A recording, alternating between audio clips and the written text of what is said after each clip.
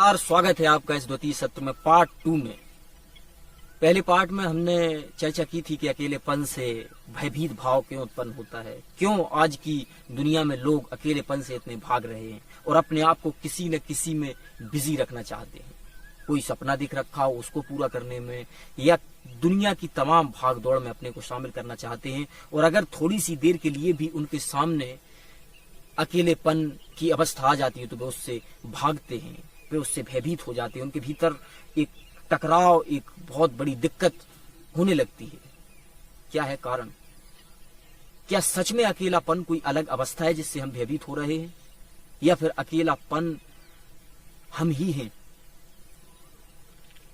वो साइलेंसनेस, वो खालीपन, वो हम ही हैं। और हमने एक नैरेटिव सेट कर रखा है, और हम क्योंकि आदी हो गए हैं शोरगुल की दुनिया के साथ जुड़ने में और भाग दौड़ की दुनिया के साथ जुड़ने में और एक ढर्रे में चलने में, जो कि समाज ने हमें दे दिया है, जो कि हमें पैदाइशी बता दिया गया है कि इस समाज में आप कामयाब होने चाहिए, इस समाज में आपको ये करना चाहिए, और सारी चीजें आप पर थोप दी गई हैं और आप उन थुपे हुए मान्यताओं को, उन थुपी हुई अवस्थाओं को, धारणाओं को लेकर आप सारे जीवन भागते रहते हैं, और एक दिन मौत आपके सामने खड़ी हो जाती है और तब आपके पास कुछ भी नहीं बचता।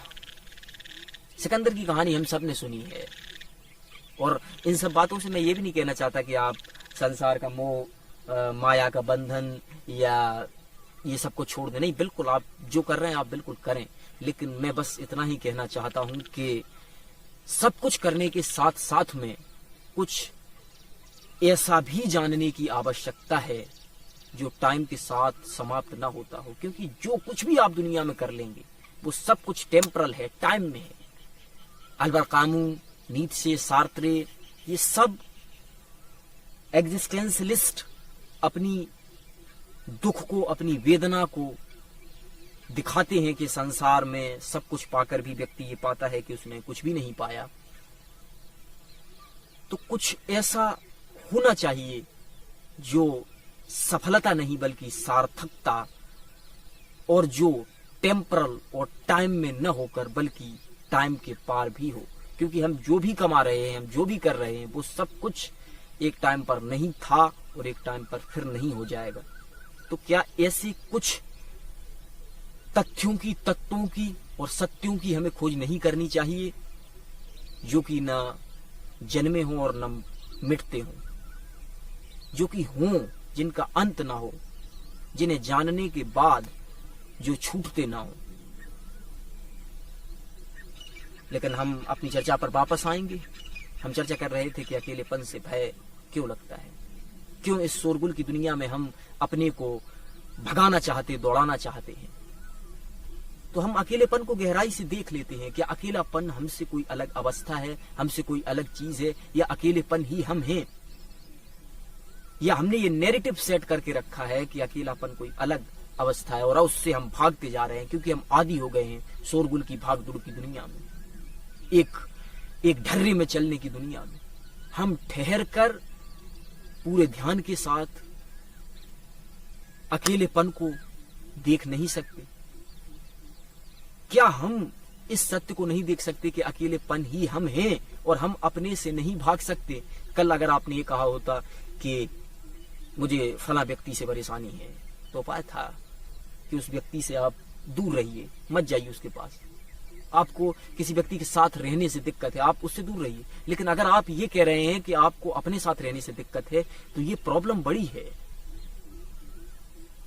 इसलिए अकेलेपन से भागे नहीं, अकेलेपन को जागकर होश में देखें, क्योंकि वही आप हैं। और ये जो सो कॉल्ड स्पिरिचुअलिटी मार्केट में चल रही है, उसको अगर हटा दें और असल स्पिरिचुअलिटी जो है, असल अध्यात्म जो है, स्पिरिचुअलिटी का अर्थ है, स्पिरिट मीन्स आत्मा और आत्मा मीन्स मैं, और मैं का पता लगाना ही असली स्पिरिचुअलिटी है। और मैं ये कह रहा हूं कि ये जो अकेलापन है, इसको अगर आपने ठीक से देख लिया तो आप मैं को जान लेते हैं। और मैं को जान लेना ही एक ऐसी अवस्था, एक ऐसा सत्य है जो न मिटता है और न जन्मता है।